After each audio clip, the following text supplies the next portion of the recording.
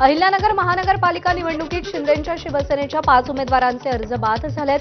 अर्जावर अनुमोदकाची चुकीची स्वाक्षरी, एबी फॉर्म न जोडल्यानं, एबी फॉर्मची फोटोकॉपी जोडल्यानं तसंच एबी फॉर्मवर खाडाखोड केल्यानं 5 अर्ज बाद झाले। छत्रपती संभाजीनगरमध्ये अर्जांच्या छाननीत मोठा गोंधळ झाला। एकूण 1870 अर्जांपैकी तब्बल 97 उमेदवारांचे अर्ज विविध कारणानं बाद झाले। जळगाव महापालिकेत छाननीअंती 135 उमेदवारांचे अर्ज बाद झाले। 1038 अर्जांपैकी 903 अर्ज वैध तर 135 अर्ज बाद झाले। तांत्रिक चुका आणि राजकीय समन्वयाच्या अभावामुळे अनेक दिग्गजांचे अर्ज बाद झालेत। धुळे महानगरपालिकेतील अर्ज छाननीमध्ये 522 अर्ज वैध ठरलेत तर 215 अर्ज अवैध ठरलेत। आज आणि उद्यामध्ये होणाऱ्या माघारी दरम्यान भाजपचे आणखी उमेदवार बिनविरोध विजयी होण्याचा दावा केला जातोय। पुण्यामध्ये सगळ्याच राजकीय पक्षांनी मुक्त हस्ते एबी फॉर्म वाटले। 165 जागांसाठी भाजपने 158 एबी फॉर्म दिले। युती अवैध म्हणणाऱ्या शिवसेनेकडून 150 एबी फॉर्मचं वाटप करण्यात आलं तर काँग्रेसकडून 100 जागा वाटल्या। काँग्रेसच्या वाट्याला 100 जागा आहेत पण 105 एबी फॉर्म वाटले गेले। गोरेगावमध्ये बंडखोर उमेदवाराची मनधरणी करण्यात भाजपला यश मिळाले। अमित साटम यांनी अपक्ष उमेदवार संदीप जाधव यांची मनधरणी केली। बंडखोर उमेदवार संदीप जाधव उमेदवारी अर्ज मागे घेणार। अहिल्यानगर महापालिकेच्या अर्ज छाननी प्रक्रियेदरम्यान हाय व्होल्टेज ड्रामा पाहायला मिळाला।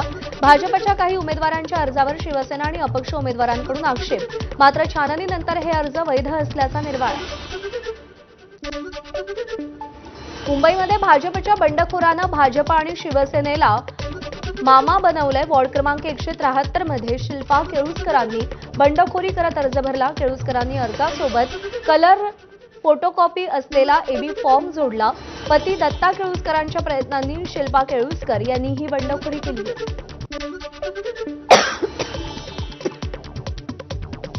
छत्रपती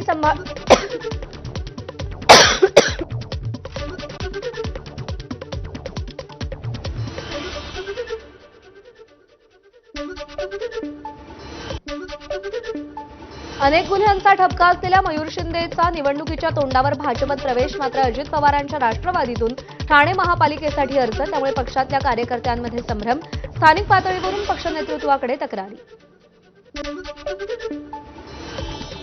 उद्धव ठाकरे आणि राज ठाकरेंच्या 5 तारखेपासून संयुक्त सभा।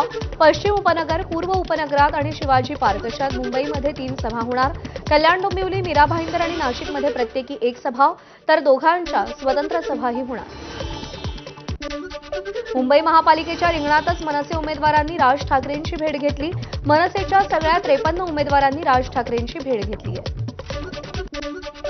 पुण्यात शरद पवारांच्या राष्ट्रवादीच्या 8 उमेदवारांना अजित पवारांच्या राष्ट्रवादीकडून संधी।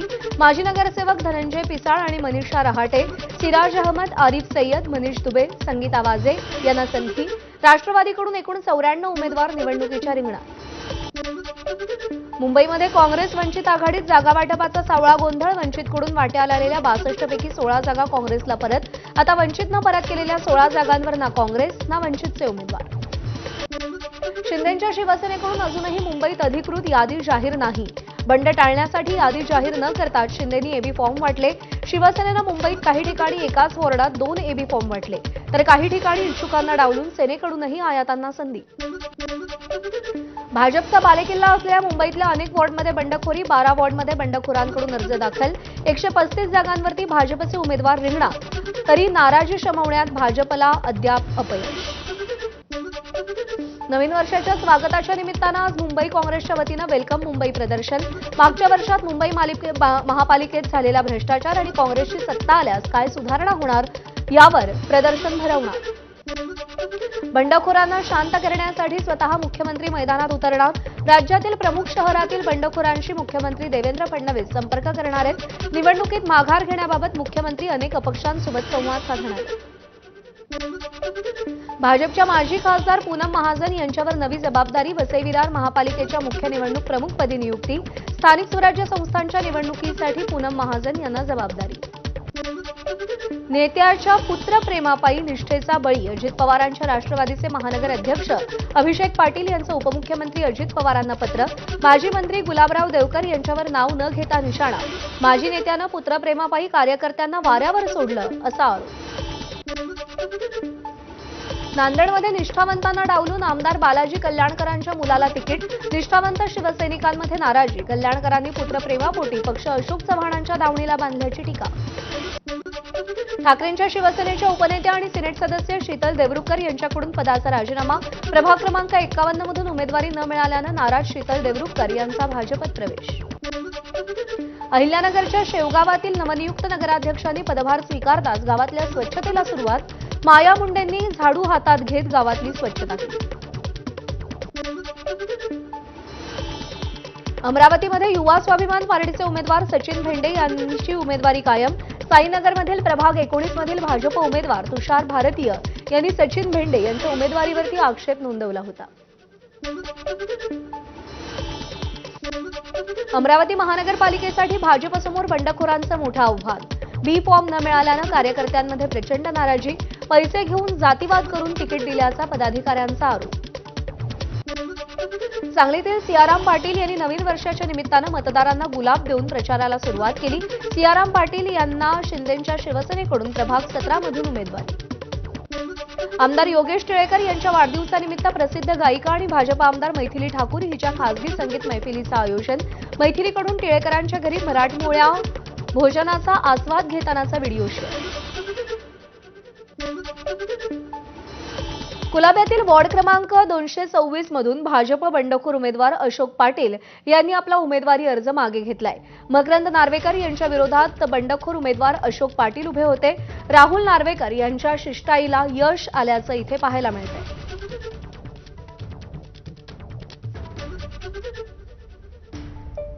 मुंबईतल्या बंडखोरानं आपला उमेदवारी अर्ज मागे घेतलाय. राहुल नार्वेकर यांच्या शिष्टाईला यश येताना दिसतंय.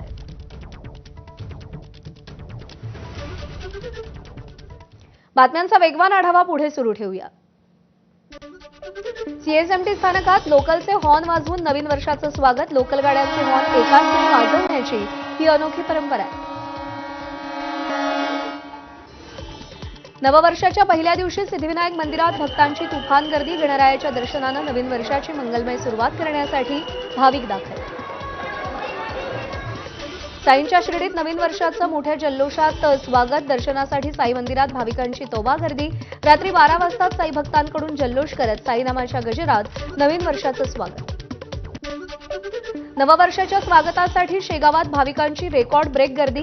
देशभरातून लाखो भाविक शेगावात. वाहतूक आणि पार्किंग व्यवस्था कोलमडली.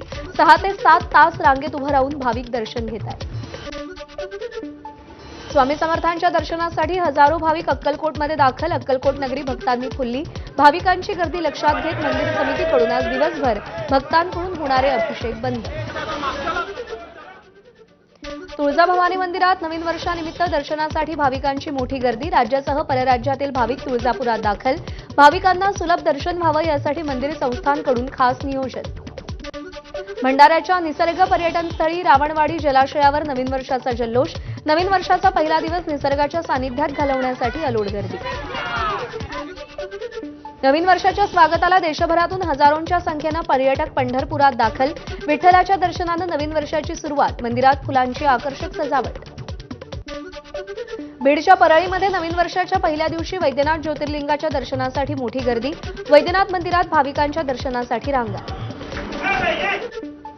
नव्या वर्षाच्या सुरुवातीला नागरिकांकडून किनारपट्टीवर स्वच्छता मोहीम. पर्यटकांनी समुद्रावर गर्दी केल्यानं कचरा साचला होता. गुहागरमधल्या नागरिकांनी किनारपट्टीची स्वच्छता केली. रायगडच्या मुरुड महोत्सवात सुनील तटकरेंचा मेहू डॉन गाण्यावर ठेका. नवीन वर्षाच्या स्वागताच्या निमित्तानं कार्यक्रमाचं आयोजन. भीमा कोरेगाव इकडे 208वा शौर्य दिन मोठ्या उत्साहात साजरा. विजयस्तंभाला अभिवादन करण्यासाठी लाखो भीमनुयायी दाखल. शौर्य दिनानिमित्त उपमुख्यमंत्री अजित पवार आणि प्रकाश आंबेडकरांकडून विजयस्तंभाला अभिवादन. भीमा कोरेगाव इथे आज 208वा शौर्य दिन. विठ्ठल मंदिर आणि परिवार देवतांच्या 37 मूर्ती बदलणार. भंग पावलेल्या 37 मूर्ती बदलण्याचा विश्वस्तांचा निर्णय. जुन्या मूर्ती मंदिरातच संग्रहालय स्वरूपात संरक्षित ठेवणार. 99व्या अखिल भारतीय मराठी साहित्य संमेलनाला आजपासून साताऱ्यात सुरुवात.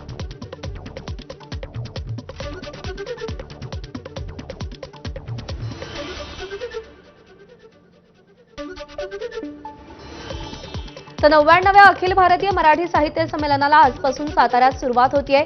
1 ते 4 जानेवारी दरम्यान संमेलनात ध्वजारोहण, ग्रंथ प्रदर्शन, कवी कट्टा, गझल कट्टा, प्रकाशन कट्टा, ग्रंथ दिंडी आणि बहुरूपी भारुड असे कार्यक्रम पार पडणार आहेत. या साहित्य संमेलनात विचारांची कशी देवाणघेवाण होते, कोणकोणते कार्यक्रम रंगतात याकडे सगळ्यांचं लक्ष असेल.